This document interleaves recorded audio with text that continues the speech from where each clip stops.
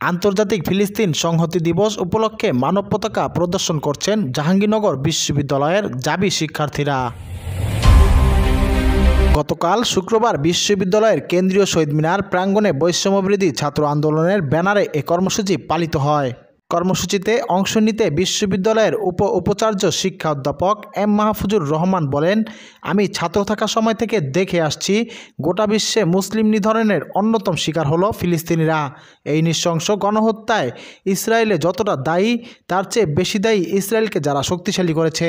গোটা মুসলিম উম্মার প্রতি আহ্বান করছি, মুসলিমদের বিরুদ্ধে সব অপশক্তিকে রুখে দিতে আমাদের ঐক্যবদ্ধ হতে হবে।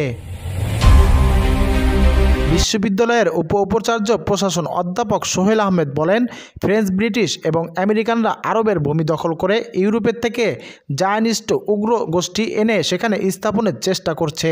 তারা আরবদের ভূমি দখল করছে, বসতি দখল করছে।